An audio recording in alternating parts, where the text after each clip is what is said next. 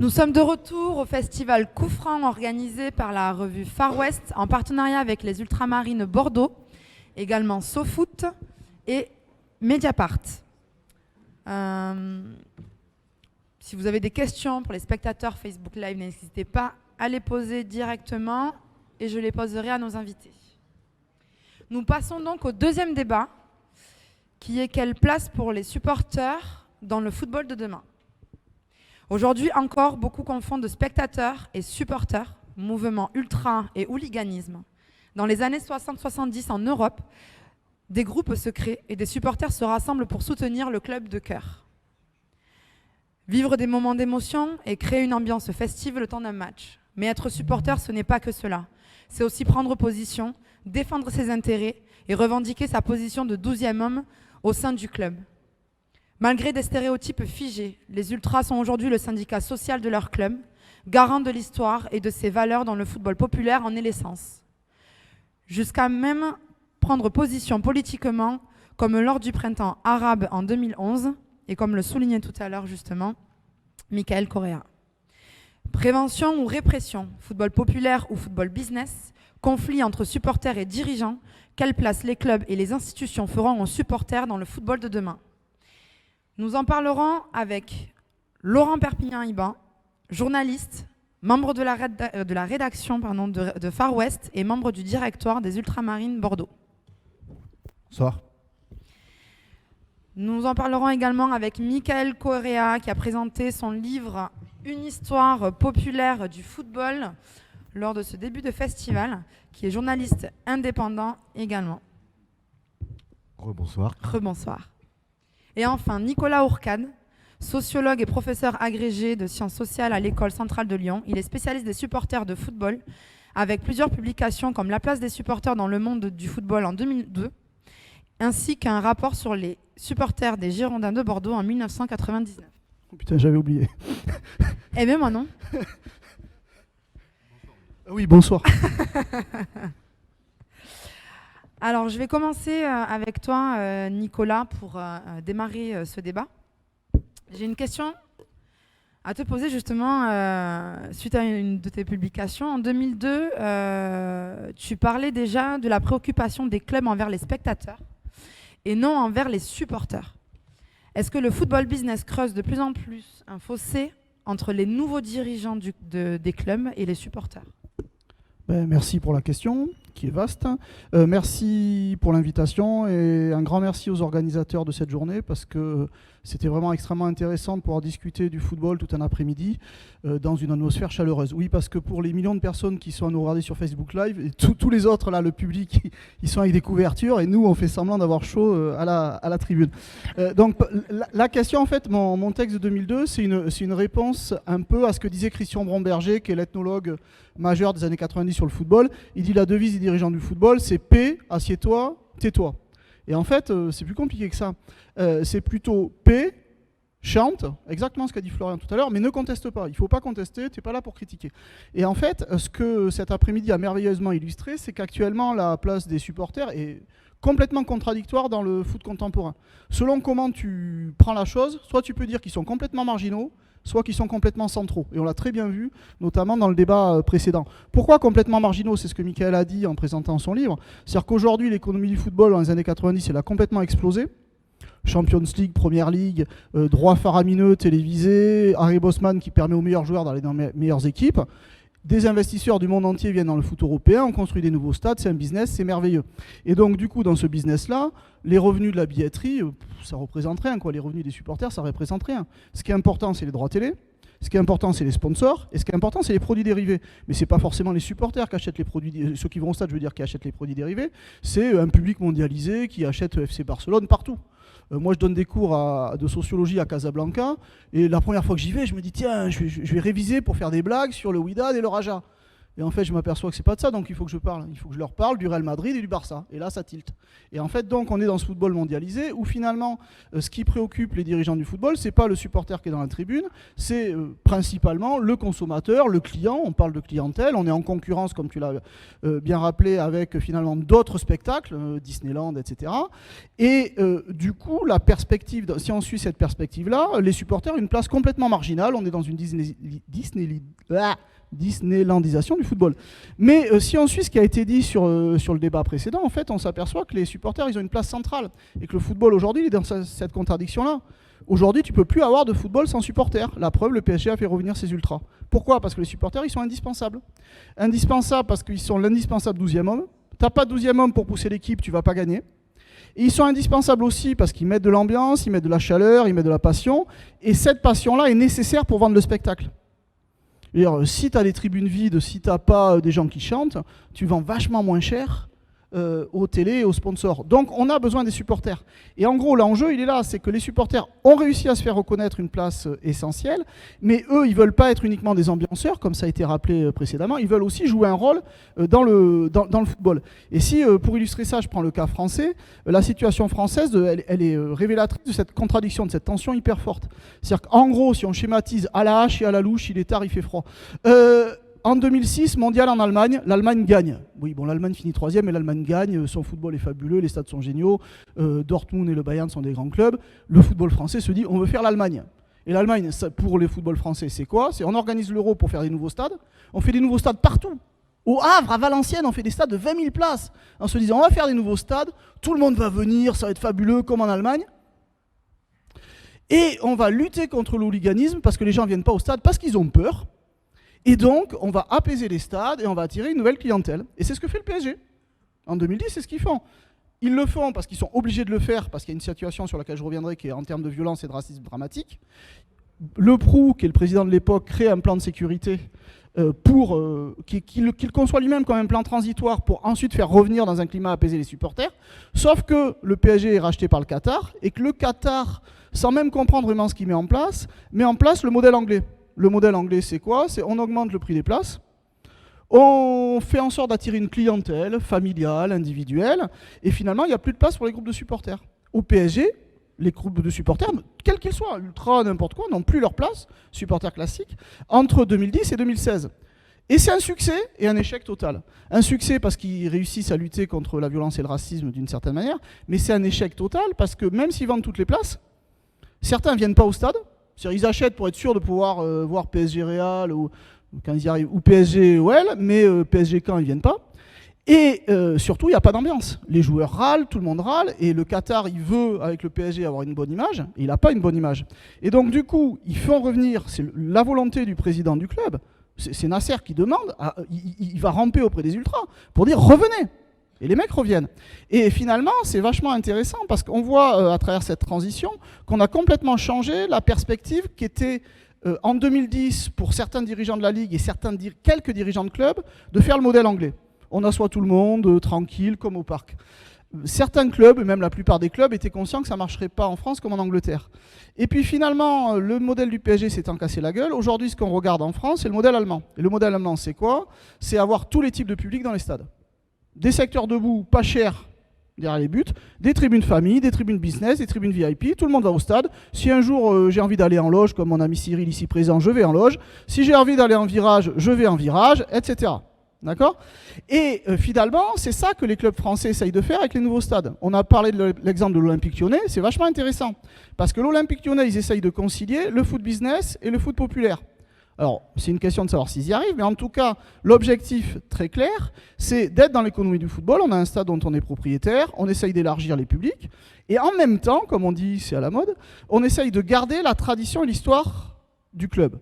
Concrètement, quand vous allez à Lyon, il y a les grandes stars du club à toutes les entrées du stade. Le club est bleu et rouge. Le stade est, bleu et rouge. Il y a marqué Lyon partout. Vous avez une allée des Lumières avec les noms des supporters, tout ce qu'il n'y a pas à Bordeaux. Vous avez un musée du club, etc. Et donc, très concrètement, le club essaye de jouer sur les deux tenants. Et par rapport aux supporters, c'est ça qui est intéressant, c'est que Olas a été l'un des premiers à théoriser ce que les supporters revendiquaient, de dire, mes supporters, finalement, c'est un syndicat.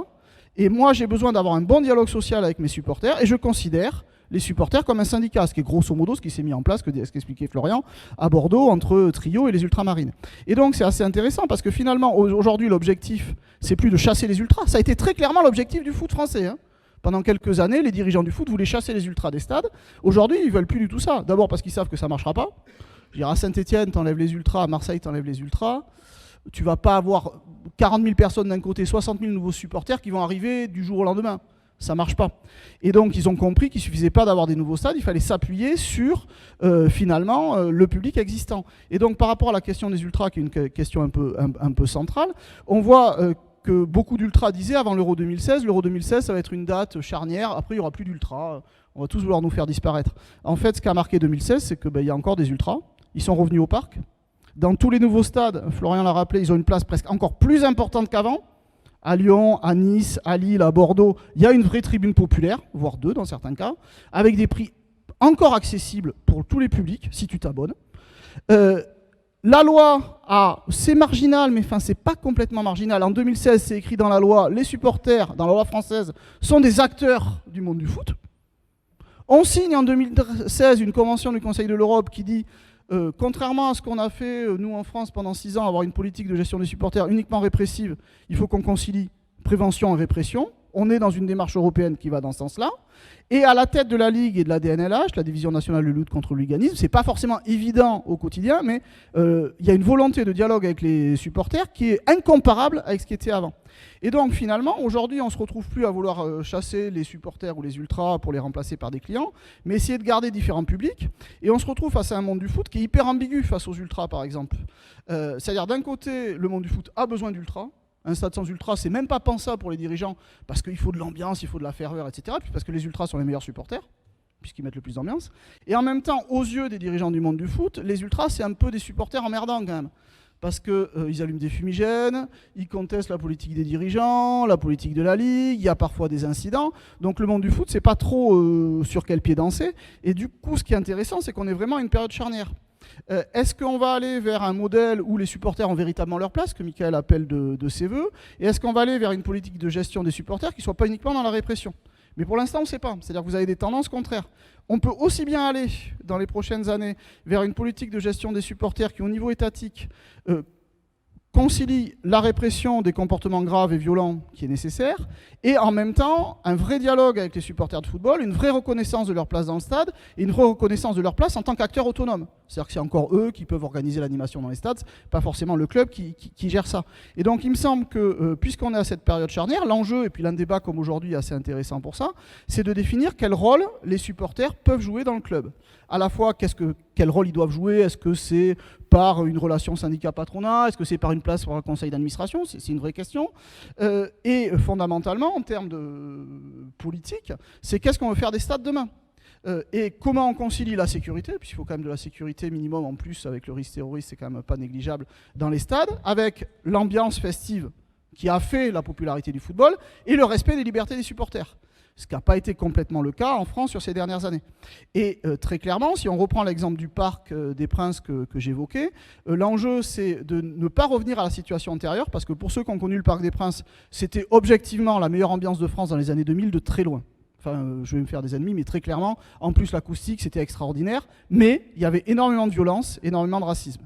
On est passé entre 2010 et 2016 à plus du tout d'ambiance et plus du tout de violence. L'enjeu, ce serait d'arriver à avoir un stade qui soit à la fois un stade où tout le monde puisse aller, donc où tout le monde ait aussi l'argent pour y aller, qu'on ne dérive pas vers ce que peut faire l'Angleterre en termes de prix des places, mais aussi où il y ait une vraie place pour que les supporters puissent animer le stade. Et donc, moi, ce que je vois pour conclure, par rapport à l'enjeu du débat d'aujourd'hui, c'est que ça nous interpelle un peu tous. Ça interpelle les dirigeants des clubs pour savoir ce qu'ils veulent vraiment faire du foot et quelle place ils accordent aux supporters, parce qu'ils disent oui, les supporters c'est des acteurs, il faut que vous chantiez, etc. Mais quand il s'agit qu'ils soient véritablement des acteurs, ça commence à poser problème. Il faut savoir au niveau politique si on traite vraiment le football comme un objet important et quelle politique de gestion des supporters on met en place et si on a vraiment une politique cohérente comme les Allemands ont pu l'avoir. Et au niveau supporters, ça oblige aussi à se poser des questions, de savoir ce que les supporters veulent, ce que les groupes de supporters veulent et quelles sont leurs priorités. Et puis oui, mais puisque tu vas parler derrière, je vais rester là et puis je rebondirai sur les priorités après. Parce que, hein, t'es chaud là comme ça. C'est bien parce que c'est justement à Laurent à qui je voulais poser la deuxième question. Comment gère-t-on les contradictions entre défense d'un football populaire et football business? C'est un fil sur lequel on marche en fait, au quotidien, qui nous questionne, qui nous tourmente parfois. Et c'est vrai qu'on a eu des débats assez profonds, des débats de fond sur la place qu'on devait adopter au sein des changements en cours, notamment au niveau du rachat des Girondins de Bordeaux.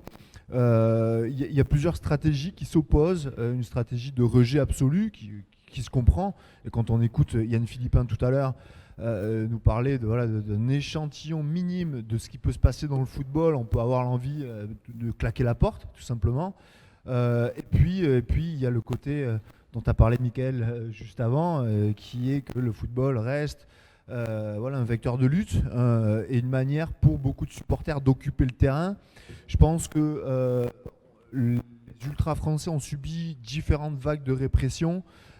C'est pas nouveau, ça date depuis les lois Lio-Marie, depuis le milieu des années 90.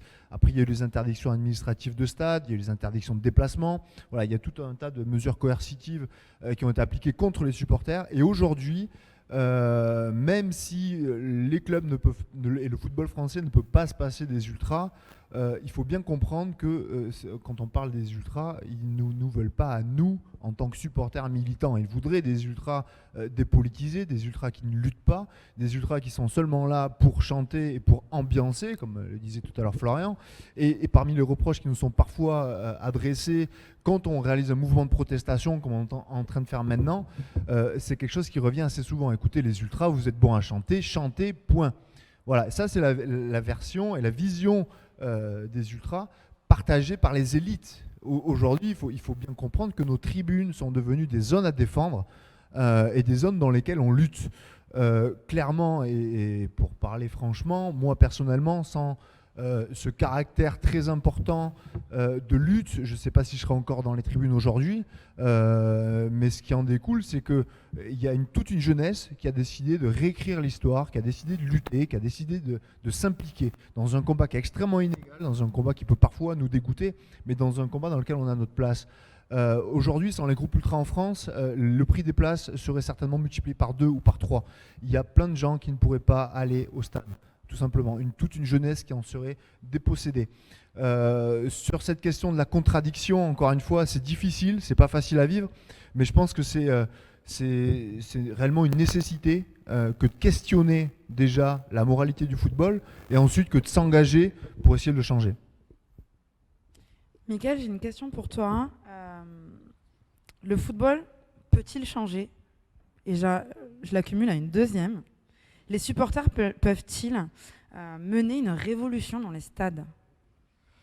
Waouh. Bon, déjà, c'est difficile d'intervenir après Nicolas, comme tu as fait un très bon, large panorama. Mais bon, juste pour refaire un peu, juste pour remobiliser un peu l'histoire, parce que je trouve que c'est important aussi. Bon, déjà, la figure du supporter, en fait, elle est relativement récente dans l'industrie du football. Elle a à peu près 30-40 ans.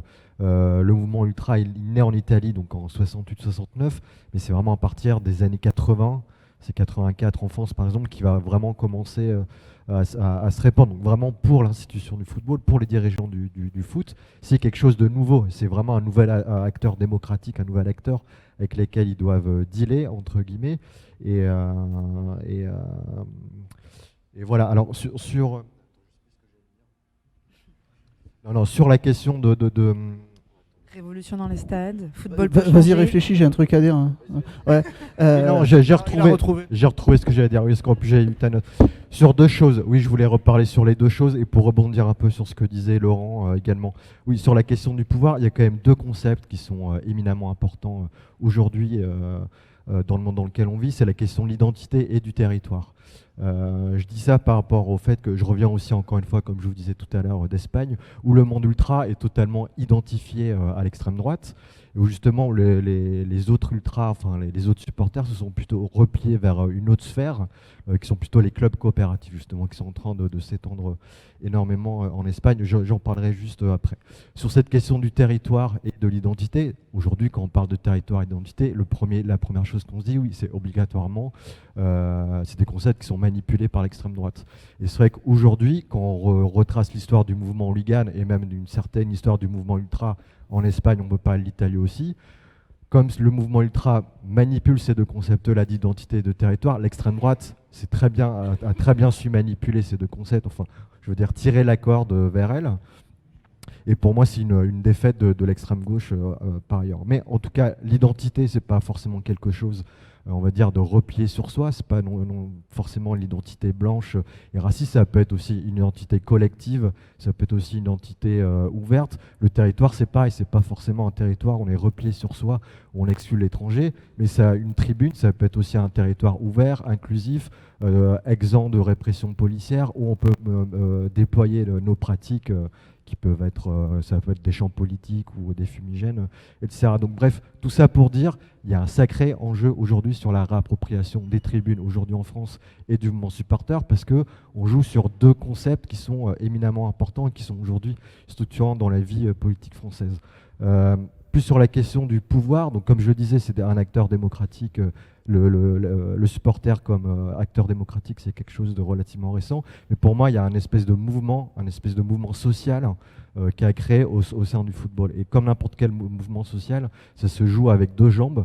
C'est d'abord une lutte au sein de l'industrie, comme une lutte syndicale au sein d'une entreprise. Et ça, je pense, c'est vraiment une lutte que les ultras sont en train de mener en ce moment sur des revendications pour mieux vivre au sein du stade. Ça peut être des places moins chères, la possibilité d'avoir des engins pyrotechniques, les places debout, etc. Oui, les places debout aussi. On arrive à gagner un petit peu, la question des tribunes debout, la question des places à 10 € à l'extérieur, etc. On arrive quand même à grappiller. Et ça, je pense, c'est des droits qu'on peut encore élargir de plus en plus. Donc il y a cette lutte au sein de l'industrie, mais il y a aussi une lutte en dehors de cette industrie-là, une lutte qui est plutôt, on va dire, de l'ordre de l'expérimentation sociale ou de l'autonomie, j'ai envie de dire. Ça, pour moi, c'est un peu quelque chose qui flanche pour moi en France et qui, par contre, est extrêmement appuyé, encore une fois, en Espagne et en Angleterre, avec cette histoire des clubs coopératifs, quoi. Ou justement, pour terminer sur cette histoire des clubs coopératifs, où là, le but, c'est vraiment d'avoir un club à soi. Ça veut dire qu'on a des supporters qui vont mettre de l'argent en commun. On peut appeler ça s'appelle de l'actionnariat populaire. Il y a des gens qui vont mettre en place aussi un crowdfunding tout simple. Bref, le but, c'est de créer une structure coopérative où un homme est égal à une voix, et ce, quel que soit le capital qu'on apporte. C'est-à-dire que tu apportes 1 euro ou 20 millions d'euros, tu as le même droit de vote au sein de la structure. Et ça, effectivement, aujourd'hui, c'est quelque chose qui est en train d'émerger en Angleterre, où, comme je disais pendant ma présentation, il y a une petite trentaine de clubs aujourd'hui en Angleterre. Aujourd'hui, on en a à 40 à peu près. Il y en a aussi en Écosse et en Irlande. En Angleterre, on a quand même des clubs comme Exeter City. Enfin, on a 4 clubs professionnels. En Espagne aussi, c'est en train d'exploser. En Italie également. En France, on fait quelques pas timides, mais qui, je pense, sont intéressants. Ce qui est plus intéressant, à mon avis, c'est ce que fait Nantes, où, comme je le disais, ils ont déjà réuni depuis 2010, si je ne me trompe pas, à peu près 7% du capital. Là, ils peuvent déjà monter au sein du CA du club, quoi. Ça veut dire que, imaginons si les Ultramarines de Bordeaux font ça, ça veut dire que vous réunissez assez d'argent pour avoir une personne qui vous représente au sein du CA. Et ça, c'est quelque chose qui est éminemment important. C'est-à-dire que vous avez vraiment une voix au sein du CA et que vous pouvez aussi savoir, dans ce milieu ultra opaque qu'est le football, qu'est-ce qui se passe au sein du club, quoi. Mais ça, c'est juste quelques pistes que je lance un peu comme ça. Et pour vraiment terminer là-dessus, où il y a une lutte à l'intérieur de l'industrie et vraiment une lutte plus de l'ordre de l'expérimentation à l'extérieur, pour essayer justement d'inventer un autre football. Tous les mouvements révolutionnaires ont marché comme ça, à l'intérieur et en expérimentant à l'extérieur. Ouais, je voulais rebondir sur ce que disait Michael, sur le fait, en fait, la journée montre que le football est un objet politique, c'est pas uniquement un sport, c'est pas uniquement un objet de divertissement ou quelque chose de mineur, c'est un objet politique qui est traversé par des tensions, et donc il y a des luttes sociales et politiques au sein du football, très simplement entre des mouvements d'extrême droite, des mouvements antiracistes, mais aussi dans la manière de concevoir l'économie, de concevoir une compétition sportive, et donc c'est pour ça qu'il faut s'intéresser politiquement au football, et c'est pour ça aussi que c'est intéressant d'avoir des espaces comme ça, où des gens d'horizons différents discutent de ce sport. Pour ceux qui suivent le blog Une balle dans le pied que Jérôme Lata tient sur Le Monde, Jérôme Lata est le rédacteur en chef des Cahiers du foot, il a eu une chronique assez intéressante en début de semaine où il dit que le monde du foot a besoin des ultras pour toutes les raisons qu'on a évoquées, mais aussi parce qu'ils sont le seul contre-pouvoir. Et en fait, dans le football français, de manière assez caricaturale, c'est pas la même chose en Espagne ou en Angleterre. Finalement, le seul acteur organisé contestataire de l'économie du football, aujourd'hui, c'est le mouvement ultra. On peut le regretter, on pourrait dire qu'il pourrait y avoir d'autres acteurs, mais de fait, c'est le seul acteur aujourd'hui constitués et structurés, capables de s'opposer à certaines tendances économiques ou à certaines transformations du monde du football. Et ce qui est intéressant, c'est qu'il y a quand même un certain changement d'état d'esprit, à la fois des ultras d'un côté et de la manière dont ils sont perçus de l'autre. Je vais prendre l'exemple qui a été évoqué dans la table ronde précédente sur Adieu Lescure.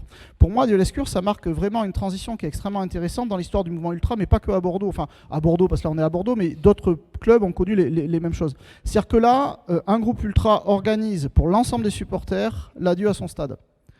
Alors que, historiquement, beaucoup de groupes ultra, à Bordeaux comme ailleurs, ont beaucoup tendance à se regarder le nombril, à faire des auto-célébrations pour eux. Et là, finalement, il y a un moment où le mouvement ultra comprend qu'il est investi d'autre chose que lui-même. Et il fait quelque chose, là en l'occurrence pour le public bordelais, mais plus largement dans plein de stades, des ultras se sont rendus compte que finalement il y avait leur combat des tribunes, qui parfois est un combat aussi, mais il y avait aussi un combat politique derrière. Et ce qui est intéressant, c'est que sur les dernières années, pas mal de journalistes ou d'acteurs du monde du football commencent à comprendre que la réduction ultra-hooligan, elle est vraiment trop simpliste. Que les ultras, précisément, c'est un objet hyper intéressant parce que c'est un objet complexe. C'est un objet avec, du point de vue des dirigeants du football, des aspects hyper positifs qu'on a évoqués, mais aussi des aspects négatifs. Bon, les hooligans, c'est simple. Enfin, je veux dire, c'est négatif. Bon, alors que le mouvement ultra, vous êtes dans une tension interne qui est hyper forte et que le monde du football commence à avoir pris en compte et à comprendre comment il pouvait travailler aussi avec eux.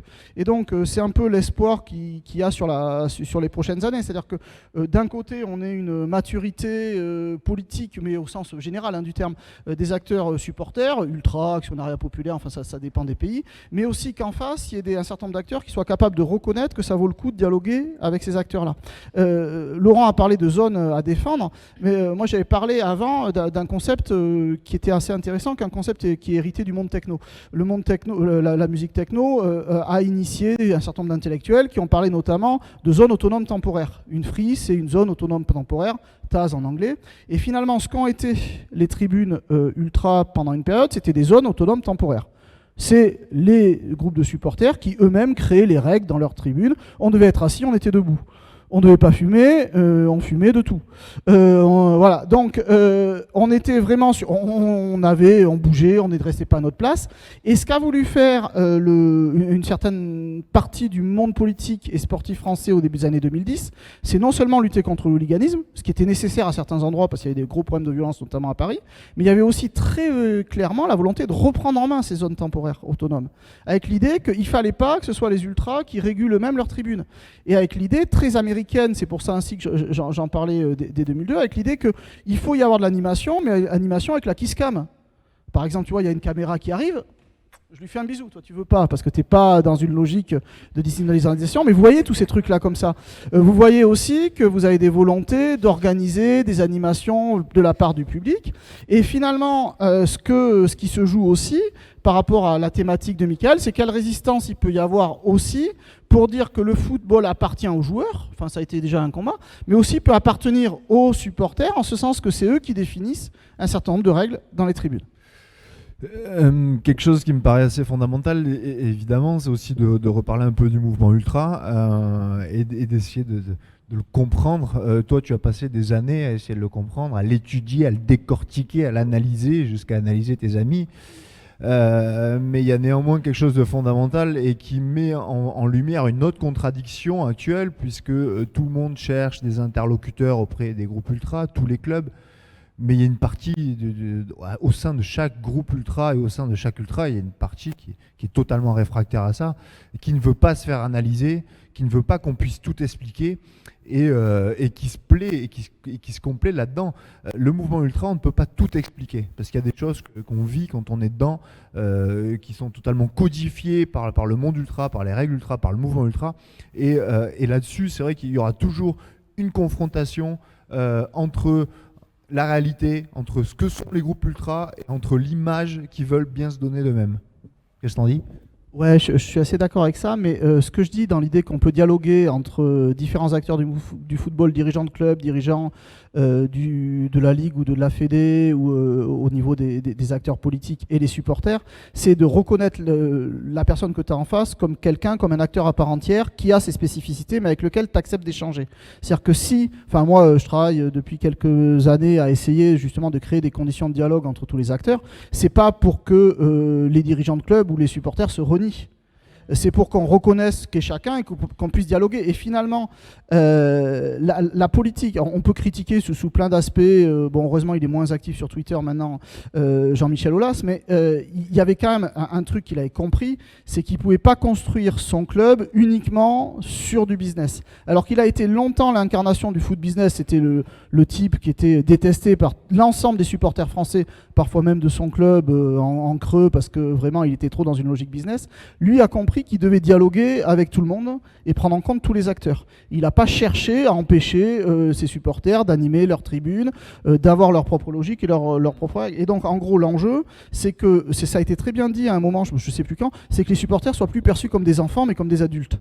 Pendant longtemps, on était dans une vision paternaliste du monde du foot. Tu avais les dirigeants qui dirigeaient, les joueurs qui jouaient qui fermaient leur gueule et les supporters qui chantaient et puis qui fermaient encore plus leur gueule.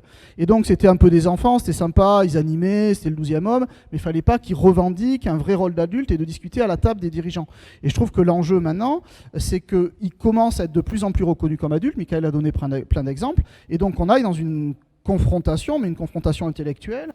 Il peut y avoir des désaccords, mais au moins on discute d'égal à égal. Du coup, j'ai une question pour tous les deux. On fait souvent le parallélisme entre le mouvement ultra et le monde syndical.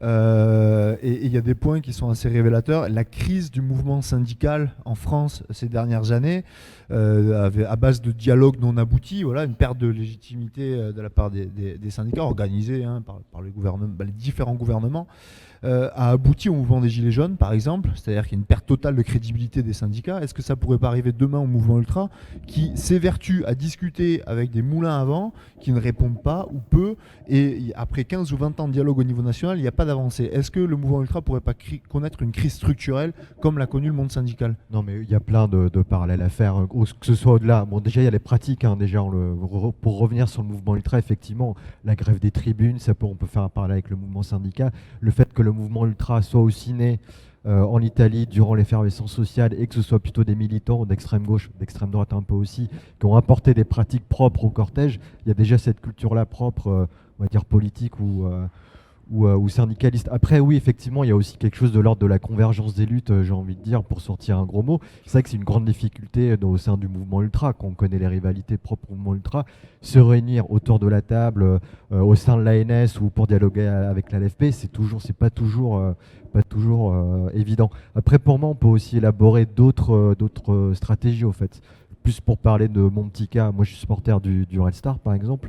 Nous on a essayé de diviser un peu les deux. Par exemple, on a les Red Star fans qui sont vraiment le groupe ultra identifié ultra. Mais en fait, on a créé aussi un autre collectif à côté pour plus questionner la dimension politique ou pour plus dialoguer avec la présidence du club, quoi. C'est-à-dire qu'on a essayé de séparer les deux entités pour pas justement nous renvoyer tout le temps à ce truc-là. Vous êtes les ultras, vous êtes les footeurs de merde, ou vous êtes les ambianceurs et on va essayer de vous cantonner à ce rôle-là. C'est quelque chose qui marche plus ou moins puisque bon, c'est deux, on va pas se mentir, hein, c'est deux structures qui sont complètement perméables, hein. Les gens qui sont Red Star fans sont aussi au collectif Red Star Bauer et vice versa. C'est un collectif qu'on a monté justement pour la préservation du Stade Bauer, qui est un gros enjeu pour nous. Mais en tout cas, je pense qu'il y a aussi d'autres stratégies. Il y a quelque chose de l'ordre du renouvellement aussi à inventer, quoi. Juste pour terminer pour le petit parallèle avec les Gilets jaunes, et pour revenir aussi un peu sur le début de la répression du mouvement ultra, on se raconte un peu que le grand début de la répression des supporters, c'est après le drame du Heysel en 1985. Pour moi, c'est un peu vrai, mais c'est un peu faux aussi. Je pense que le meilleur outil pour analyser, c'est ce qu'on appelait le drame de Hillsborough en 1989, quand il y a 95 supporters de Liverpool qui décèdent, qui sont morts suite à un mouvement de foule. Et suite à ça, en Angleterre, on va mettre en place ce qu'on va appeler le plan Taylor, qui va complètement rénover les stades. Et pour moi, c'est à partir de là qu'il va avoir une vraie politique de répression, avec tout ce qui est fichage, les unités de police particulières, le début de l'augmentation des billets dans les stades. Et ça, pourquoi? Parce que juste après, en 1992, 91-92, c'est la création de la Première Ligue. Et ça, pour faire le parallèle avec les Gilets jaunes, c'est il y a quelque chose qu'il faut qu'on n'oublie jamais, c'est que à chaque fois qu'il y a un tournant néolibéral, chaque fois qu'il y a un tournant libéral, il y a toujours un tournant autoritaire, quoi. Ça, on le voit, c'est ce qui se passe aujourd'hui avec les Gilets jaunes. En gros, il y a une politique néolibérale qui est en train de se mettre en place. Il y a forcément un tournant autoritaire, un tournant répressif qui se fait sur les Gilets jaunes dans le champ du football. En France, enfin, le plan Le Pro, pour moi, c'est exactement la même chose. En 2010-2011, il y a eu les histoires qui se sont passées entre Auteuil et Boulogne. Mais en fait, on va aussi nettoyer les tribunes pour préparer l'arrivée du Qatar. Donc il faut bien mettre aussi en jeu ce truc-là du tournant répressif, qui n'est pas anodin du tout, qui est aussi pour préparer une vraie politique néolibérale du football. Je vais rebondir sur ce que dit Michael et répondre ensuite à l'excellente question de Laurent. Moi, j'aurais un bémol quand même. J'ai bien connu le Parc des Princes avant 2010 et j'ai connu un peu les tribunes anglaises avant les années 80. Pour moi, c'est pas du tout un horizon vers lequel je souhaite aller. Mais qu'on soit bien clair, c'est-à-dire que effectivement, il faut lutter contre certaines formes de comportement dans les stades, mais il faut être capable voilà, c'est ça. Il faut être capable de lutter contre les problèmes graves et sans stigmatiser l'ensemble des supporters. Ça, c'est un enjeu essentiel. Ce que dit Laurent, la question que pose Laurent me semble une question fondamentale aujourd'hui, à la fois sur le monde syndical, sur l'évolution du monde syndical, mais aussi sur l'évolution des supporters. On est sur une période où progressivement les supporters arrivent à se constituer en syndicats, à l'échelle locale où les différents groupes arrivent à parler d'une même voix face aux dirigeants, à l'échelle nationale où l'Association nationale des supporters, même si elle ne rassemble pas tous les groupes ultras, en rassemble beaucoup, fédère quand même et arrive à dialoguer. Et depuis 2-3 ans, on commence à avoir des fruits de ce dialogue-là. Les tribunes debout sécurisées, le fait d'avoir un dialogue accru entre clubs et supporters et à l'échelle nationale, tout un ensemble de chantiers qui sont ouverts sur la pyrotechnie, sur les déplacements de supporters. Il y a plein de choses qui s'ouvrent. Le problème, c'est que si on n'arrive pas rapidement à des résultats, très vite, ça va aller sur la situation qu'évoque Laurent, c'est que les groupes de supporters vont se dire ça sert à quoi de dialoguer si on n'a rien. C'est-à-dire que là, moi, j'essaye de convaincre un certain nombre d'acteurs supporteristes que ça vaut le coup de dialoguer sur les déplacements des supporters et que le fait que le secrétaire d'État à l'intérieur dise dans une réunion où il y a tout un ensemble d'acteurs, y compris des supporters et des clubs, oui, peut-être que quand même, à certains moments, on n'aurait pas dû interdire certains déplacements de supporters et peut-être qu'on a abusé. Il a dit très très clairement le 28 octobre. Oui, il faudrait aller vers une autre il faudrait aller vers une autre politique de gestion des déplacements. Ça, c'est pour moi significatif. Mais si, en même temps, tu as toujours plein d'interdictions de déplacement, y compris pour Rennes-Caen, c'est plus possible cette année, mais enfin pour un match, pour Caen 3 par exemple, là ça va plus être crédible. Donc il faut des résultats, et si on n'a pas de résultats, on risque de se retrouver avec une dispersion, une violence aussi, une radicalité de certains acteurs. Mais c'est aussi la question qui se posait quand tu casses les groupes ultras, est-ce que tu fais pas émerger des groupes plus radicaux? Parce que précisément l'intérêt des groupes ultras, c'est même si ils entretiennent les rivalités, ils peuvent créer de la violence, aussi ils la canalisent. Parce qu'un groupe ultra où il y a trop de violence, c'est un groupe ultra qui est plus crédible pour discuter avec son club. Si tu casses ces acteurs qui acceptent de discuter, ou certains acceptent de se mettre en avant pour dialoguer avec le club, et qu'ils arrivent quand même à contrôler un peu les plus radicaux, tu te retrouves qu'avec les plus radicaux dans ta face. Oui, c'est ce qui s'est passé, pour une petite parenthèse, en Italie dans les années 90-2000, avec les phénomènes des cani solti, les chiens fous, où en fait les vieux capots qui avaient commencé à structurer le mouvement ultra à partir des années 80, se sont tous foutus en prison, ont été interdits de stade. Ça a ils sont devenus mafieux aussi. Oui, il y a eu ça aussi, effectivement. Où il n'y a pas eu aussi de renouvellement. Ça, c'est un gros enjeu aussi dans les groupes ultra. Il n'y a pas eu un renouvellement de la direction. Et du coup, ce qu'ils font, c'est que ces groupes-là, qui justement, pour moi aussi, canalisaient la violence, sont complètement déstructurés. Et il y a eu cette espèce de flambée de violence horrible en Italie dans les années 90. Début 2000, avec des jeunes au fait à 18 ans qui se battaient à coups de couteau dans les stades avec plusieurs morts, etc. Des grandes campagnes qu'il y a eu contre ces incidents-là graves en Italie. On va passer aux questions du public. Est-ce qu'il y a des questions pour nos invités ?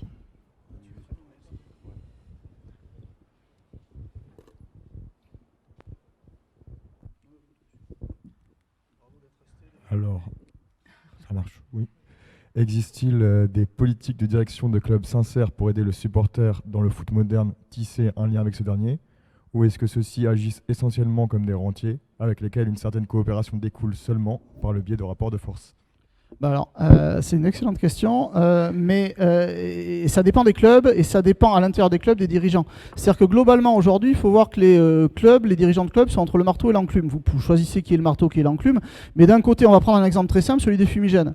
Vous avez des supporters qui veulent allumer des fumigènes et des autorités qui répriment ça. Et les dirigeants de clubs, il y en a certains, les fumigènes, ça les dérange pas trop, même ça fait venir du monde, c'est spectaculaire, etc.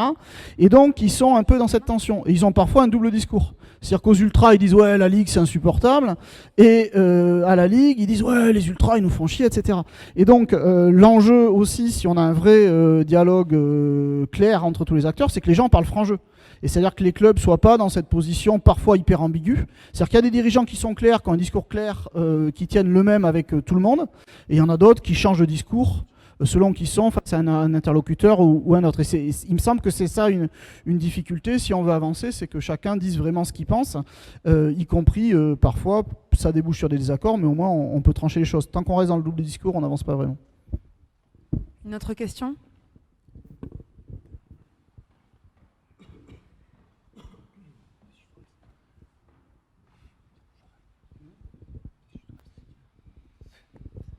Bonsoir, je voulais poser une question par rapport au tifo. Tout à l'heure, il a été rappelé que les Ultramarines étaient complètement indépendants à ce niveau-là, donc ils finançaient eux-mêmes leur tifo. C'est pas toujours le cas ailleurs en France. Récemment, on a vu celui de l'OM contre Lyon qui avait été financé, je crois, à hauteur de 40 000 € par le club. Je voulais savoir si à Bordeaux, vous aviez eu des sollicitations du club pour financer des tifos. Et est-ce que vous savez s'il y a une tendance qui va dans une direction ou dans une autre avec les multiples clubs qui sont rachetés en ce moment en Ligue 1? En fait, ils nous proposent plus parce qu'ils savent qu'on refusera, qu'on va refuser systématiquement. Donc ce débat, en fait, il a carrément été éludé depuis plus d'une dizaine d'années. Effectivement, de temps en temps, il laisse sous-entendre que, bon, notamment pour Adieu Lescure, s'il y avait besoin d'une aide financière ou quoi que ce soit, la réponse est non et catégoriquement non. Un tifo, c'est une œuvre artistique. Et elle a de sens que si elle est réalisée collectivement et bénévolement par des supporters eux-mêmes, et si elle est pensée, décidée, réalisée conjointement. En fait, c'est le travail collectif qui fait la beauté du tifo, c'est pas le tifo en lui-même. Donc à partir du moment où l'argent viendrait pervertir ça, le tifo n'aurait plus aucun sens voilà, il n'aurait plus de valeur symbolique. C'est notre vision à Bordeaux, c'est la vision dans une partie des tribunes françaises. L'écrasante majorité des tifos se font de manière se seront réalisés et financés par les groupes eux-mêmes. Alors effectivement, il y a quelques exceptions encore aujourd'hui. Chacun voit midi à sa porte. Pour nous, en tout cas en tant qu'Ultra, ce qui fait la beauté de ce groupe, d'un mouvement ou d'un groupe, c'est justement la construction collective. Oui, juste je rebondis là-dessus parce que je crois que c'est Mathias tout à l'heure qui a dit un truc qui est intéressant, c'est les supporters ne sont pas payés alors qu'ils pourraient être payés finalement. Et si on réfléchit un peu, si vous regardez dans un stade de foot aujourd'hui, c'était pas le cas quand un certain nombre, enfin moi et puis d'autres personnes qui sont là, quand on était jeunes, il y avait plein de bénévoles. Mais aujourd'hui, tout le monde est payé dans un stade. Tout le monde. Les gens qui te contrôlent des billets, les gens qui te vendent à boire, les gens qui te placent, tout le monde est payé. Et donc, c'est quand même étonnant que finalement, les supporters dont on a dit qu'ils étaient décisifs ne soient pas payés. Et précisément, la réponse qu'a apportée Laurent, c'est parce que tu as une revendication d'une passion authentique, entre guillemets. Le terme authentique revient très très souvent dans le monde ultra. Et du coup, c'est une position de principe de refuser d'être payé. Après, la valeur qu'il y a derrière, c'est l'idée d'autonomie. Tous les ultras, partout dans le monde, affirment leur autonomie. Après, tous ne vont pas la penser de la même manière. Certains groupes marseillais, pour avoir échangé avec eux, ils disent « Tant qu'on est autonome et qu'on fait ce qu'on veut, on veut bien accepter l'argent du club ». D'autres groupes ultras, qui sont majoritaires en France, vont dire « Non, nous, on fait tout nous-mêmes ». Mais derrière cette question de cet acteur qui est considéré comme majeur, tout en restant bénévole, c'est une question centrale. Et donc, si en plus il est bénévole et qu'en plus on ne lui donne pas le droit de parler, ça pose un véritable problème sur comment fonctionne le monde du foot. Et donc là, je pense quand même qu'on a évolué ces dernières années et que les supporters sont maintenant reconnus comme un véritable acteur. Une dernière question avant de clôturer. Bonsoir. En fait, j'avais une question sur la place du monde politique local et comment se positionne-t-il, parce qu'aujourd'hui, on a des clubs qui, notamment sur les interdictions de déplacement, qui disent nous on ne comprend pas, il faut qu'il y ait aussi les supporters adverses qui puissent venir, mais j'ai l'impression que c'est un dialogue de sourds avec la préfecture et qu'il manque un peu cet espace, cet appui, ce lobby, et cette prise de parole du politique local, et même au niveau de l'Assemblée nationale. Donc je vais répondre partiellement et tu finiras. C'est compliqué, en fait, tout dépend du groupe en question, tout dépend de ses rapports avec les institutions. À Bordeaux, on a des relations régulières avec la mairie, par exemple. Au niveau de la préfecture, par contre, c'est beaucoup plus compliqué. C'est pas du tout le cas. Il n'empêche qu'ils connaissent notre manière de fonctionner, ils connaissent un petit peu les ressorts du mouvement ultra pour nous pratiquer depuis un moment. Et puis, il faut aussi dire qu'à Bordeaux, les ultramarines font partie des groupes les plus engagés sur les questions de défense des droits des supporters. Donc, effectivement, tout le monde nous connaît là-dessus. Je pense qu'au niveau des vagues de répression qu'a subi la France, d'ailleurs, ces derniers mois, il est intéressant de rappeler, c'est un aparté, que les groupes les plus touchés ont été ceux qui ont été les plus véhéments face aux politiques répressives et qu'on condamne plus forcément les fumigènes ou la violence de la même manière qu'on condamne une contestation. Voilà. Donc tout ça pour dire que sur les relations entre les supporters et les instances, effectivement il y a un énorme travail à faire là-dessus, mais qui dit dialogue avec la préfecture dit dialogue avec la police, et ça je ne connais pas un seul groupe ultra qui est prêt à le faire. Donc c'est compliqué. Oui, moi, je vais répondre là-dessus sur les acteurs politiques. Ce qu'il faut voir, si vous regardez, c'est en accès libre sur le site de l'Assemblée nationale ou du Sénat, si vous amusez à regarder les grands débats sur les lois liées aux supporters, 93, 2006 deux fois, 2010, 2011, 2016, c'est seulement en 2016 que vous avez un vrai débat politique. Jusque-là, il y a juste 2 ou 3 députés ou sénateurs communistes qui disent que c'est quand même un scandale ce qu'on est en train de faire. Mais bon, les hooligans quand même, ok. Et là, il y a 3 ans, sur la loi de 2016, il y a un vrai débat politique qui ne concerne pas énormément de députés ou de sénateurs, mais il y a un vrai travail de fond sur qu'est-ce qu'on fait des stades. Et actuellement, il y a une mission d'information parlementaire qui est mise en place sur le supporterisme, qui part des interdictions administratives de stade, mais qui travaille aussi tout le reste, qui est mise en place par 2 personnalités qui sont en soi intéressantes. Marie-Georges Buffet, ancienne ministre des Sports, précisément, qui fait partie des quelques politiques qui sont toujours intéressés à cette question-là et qui considéraient que c'était un enjeu politique et que les supporters mérité d'être traités comme des citoyens comme les autres, et Sacha Houlier qui est représentatif de ces députés qui aujourd'hui font partie d'associations de supporters, députés ou sénateurs. Lui, il est supporter de l'OM, La République En Marche, et il est hyper actif sur ces questions-là. Et donc on est dans une période où quand un certain nombre de supporters critiquent par exemple des interdictions de déplacement, il y a des acteurs politiques pour les prendre au sérieux. Il y a 5 ans, personne ne les prenait au sérieux. Et voilà, c'est pour ça que je disais que c'est un moment charnière. On commence à prendre au sérieux les supporters. Est-ce que du coup, derrière, ils vont être un acteur et qu'on va trouver des solutions qui satisfont toutes les parties?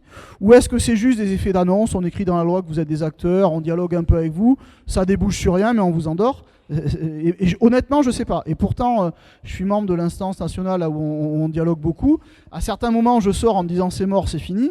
À d'autres moments, je me dis putain, ouais, on va peut-être arriver à quelque chose. Et honnêtement, je ne sais pas vers quoi on va. Merci pour vos interventions. J'ai une dernière question pour clôturer ce festival. Le thème, c'est « Le football est-il encore supportable ?» Alors, on a pas mal débordé, donc je vous laisse 3 mots et demi chacun. Ouais, ben moi j'ai 2 mots. Le football, c'est un objet politique et c'est un objet intime. Il y a un formidable texte qui est sur le blog de Laurent qui présente la journée, où il montre à la fois comment le football, c'est un enjeu social et politique qui concerne l'ensemble de la société, et comment toutes les contradictions qu'on a vues aujourd'hui, elles se résument en nous. C'est-à-dire qu'on est contradictoire. On a envie que les Girondins soient en demi-finale ou finale de la Ligue des Champions, et en même temps, on voudrait qu'ils le fassent de manière clean, économiquement, et on sait que ça n'arrivera pas. On a envie que France-Turquie n'ait pas lieu, parce qu'on considère quand même que dans le contexte politique, et en même temps, on veut qu'il ait lieu, parce qu'on veut notre dose de match de l'équipe de France, et on veut qu'il soit à l'Euro 2020. Et donc c'est aussi à nous à travailler sur nos contradictions. Moi, par exemple, c'est vraiment très très compliqué, et si je devais en parler, ce sera tout à l'heure à l'apéritif.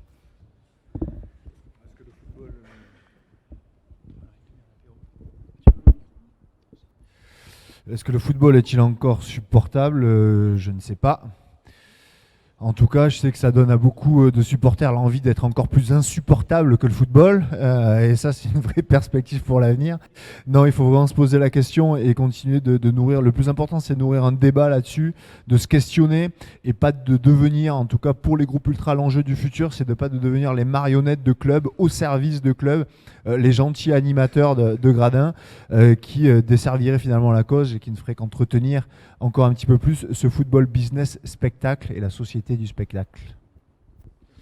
Oui, moi j'ai juste cité la phrase des supporters de l'Atalanta qui ont dit le football appartient à ceux qui l'aiment et non pas à ceux qui l'achètent. C'est vrai qu'effectivement il y a quelque chose aujourd'hui où tout se marchandise, il y a quand même quelque chose qui peut pas se marchander, c'est juste la passion et la ferveur. On peut pas acheter ça quoi. Ouais, je pense que je vais terminer. Merci. C'est une grande phrase. Merci à vous trois. Je vais laisser le mot de la fin à Florent. Non, c'est bon. Merci d'être venus à tous. Ça fait vraiment chaud au cœur d'avoir vu une après-midi comme ça. Malgré le temps, malgré les gilets jaunes, vous étiez là.